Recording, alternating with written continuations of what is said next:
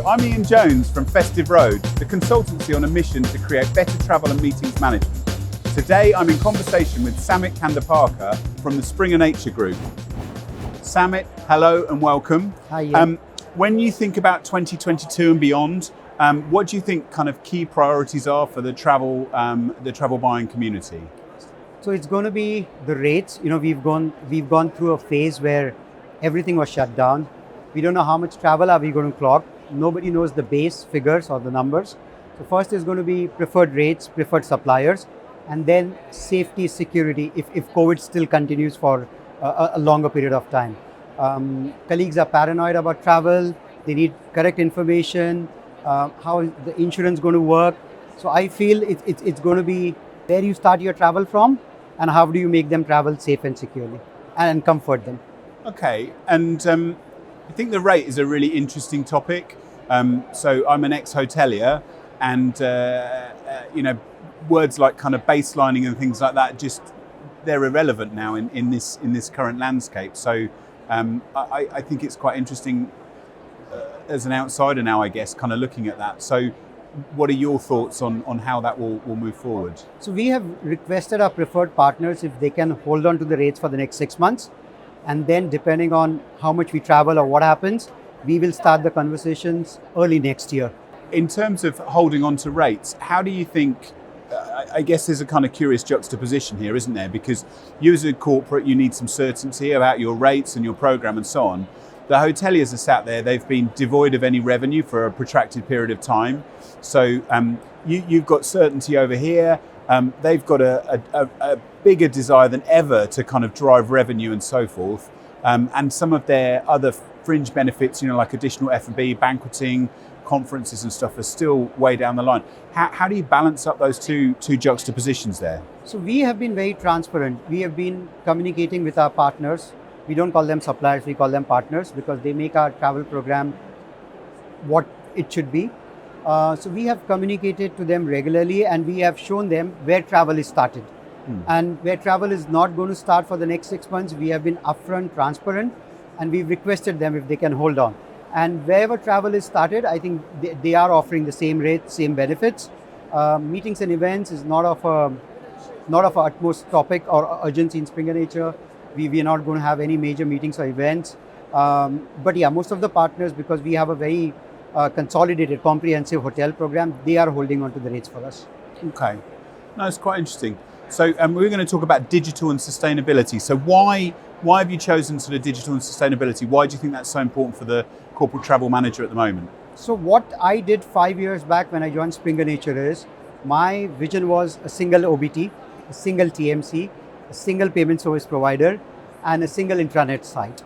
So we did achieve that, but we were working with a legacy OBT, and we thought this is the time to take the next step. So we are innovators and disruptors in what we do, digital publication. Yeah. And most of our colleagues want to book travel themselves. We take pride in training and in empowering them to book their own travel. And what we saw is if you book your own travel, the visual guilt, the advance booking, the average ticket price and the average room rent for us in 5 years has come down. And did you have to incentivize any of that behavior? Because I know some of your peers, incentivize that good traveler behavior. Is that something you've done? We don't believe in incentivizing. Okay. We believe in them to travel safely and securely. Sure. We believe in duty of care, and we believe that we should make the user experience very rich for them to book under a mandated program. And have those beliefs driven that behavior? Yes, they have. Okay. They have. And then we are not a mandated program, but we have reached to a mandated program. It took us about 3.5 years. And then we are at a good stage right now. And what sort of level of compliance have you achieved with your OBT? So we have with our previous OBT, we had about 89 to 91% OBT. But we used to get complaints about content, NDC, payments. Now we have resolved that with the new platform that we have moved to. And my KPI, KRA, is about 95%. I need to achieve 95% of online adoption and compliance. And are you going after the 5%, or do you think that's kind of the unreachable goal? We are going to leave that. That's okay. When colleagues are traveling for conferences, only the conference organizer can offer them the rates, or 1 hour ticket. The difference is going to be massive, where the business doesn't have the budget, and we allow them to book outside. But what we ask them to do is get in touch with the travel agency and build a ghost segment so that the data flows and we know where you are in case of emergency. Okay. And the sustainability angle then, so does the OBT that you've chosen, does that help with your commitment to sustainability? Yes, we struggle with data, CO2 data for hotels, trains and car hire. We always offsetted our flight footprints. We are carbon neutral, we want to go to net zero. We are a very responsible company, not for PR, but we work with, we print journals called Nature Journal.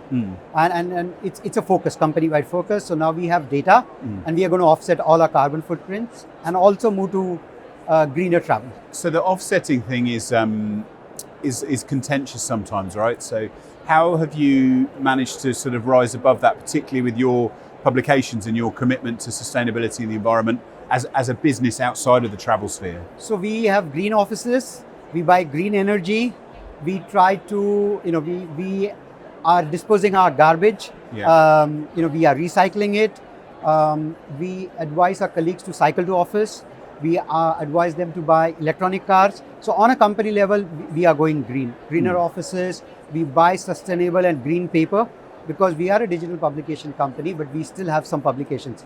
But is that green agenda harder to push when you're using third parties? So you said yourself, like it's hard to get CO2 data from the hotel industry. So now with the platform that we have moved to, they provide us with the data. So they provide us with data for air, rail, hotel and car hire. And do you have confidence in that? We have an external benchmarking agency who does the benchmarking and validation of the data. And you're happy in terms of the, because I know that I've spoken to, as I say, some of your peers and the CO2 emissions, particularly from hotels, it's really hard, right? Because if you're traveling in an Airbus A320, it doesn't matter what airline you're with, it still punches through the air with the same aerodynamics, the same fuel, etc.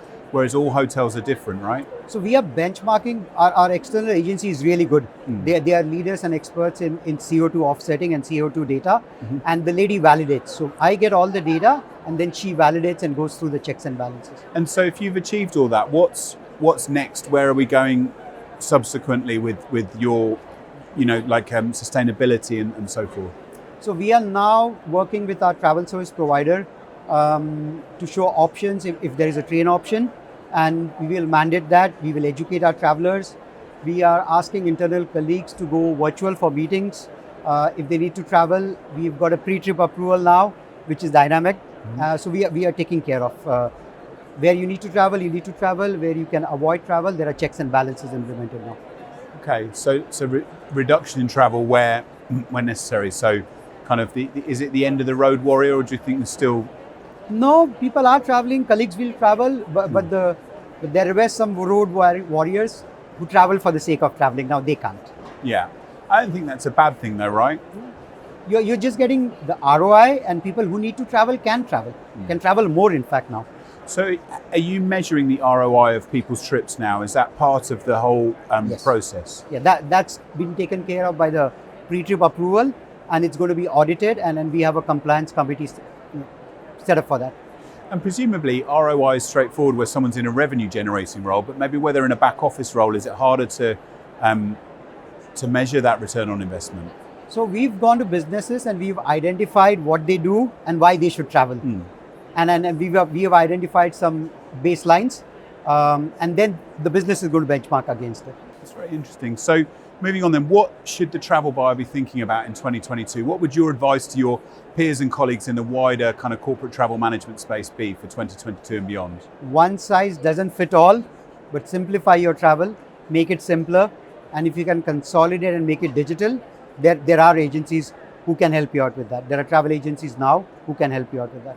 So consolidate, don't one size fits all, and if you can go digital, then go digital. Awesome. Sandeep, it's been really interesting talking to you. Thank you very much indeed for your time today, and I wish you all the best with your travel management program into 2022 and beyond. Thank you, Ian. Thank you. Thanks Lovely meeting you. Thank you. Cheers, thanks. Thanks.